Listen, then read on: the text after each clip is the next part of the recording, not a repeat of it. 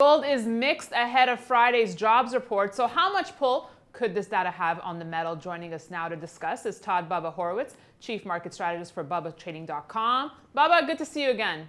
Danielle, it's always great to be on with you. So gold is setting itself up for its third lower consecutive close here ahead of tomorrow's employment data. How much of an impact could April's non-farm payrolls really have on the metal here?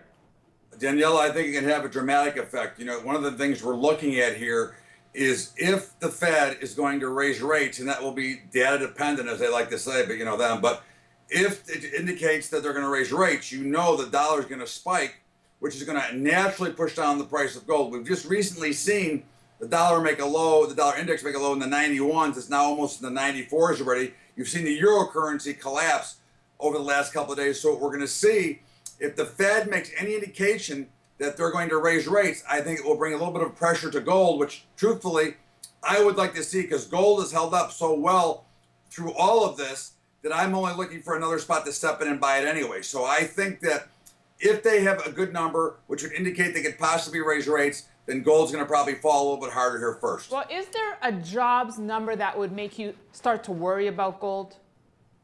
No, I'm not. Truthfully, I'm not worried about gold at all. The financial engineering being done by all the central banks, and then with this negative interest rate policy that some of them are talking about, and I believe that eventually we may have to go to here, I think is going to actually be a real boom for gold. And I think that if anything, the worst I see gold is going down to 1240 and then working its way back up. I do not see gold getting hurt hard.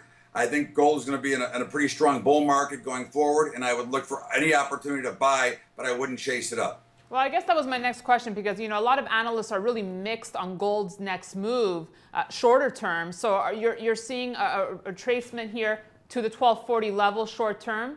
Yeah, I think that we were stuck in that range like 1200 to 1280, and we broke out to 1306. Now we're a little bit below 1280.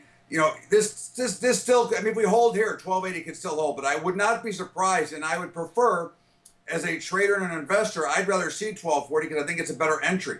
However, it would not surprise me if the rally stayed from here either. I think we can go up. I think we're going up. I think the lows are already in. The only question is where's the next low where I can buy, but we're going to start making higher lows here.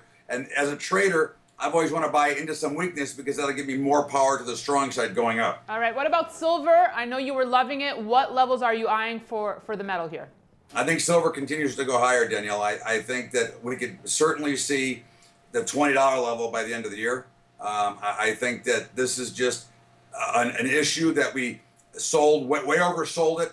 Many people sold it in the hole, and because it's a little bit thinner, they've tried to hold it down, but I think it's finally escaping.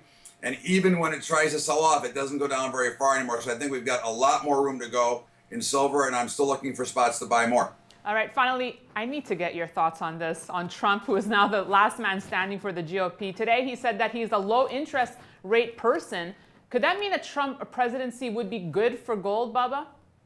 Trump presidency would be good for gold if I fix my hair first, though. But, you know, Trump would be good for a lot of things. He's really more of a center guy. He's not a right guy. You know, he acts like he's right because he's acting as a Republican right now.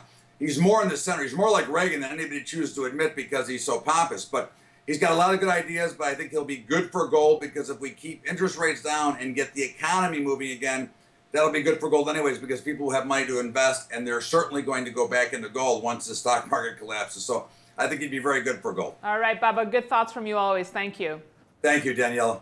And thank you for watching. We'll see you tomorrow on Kitco's Gold Report.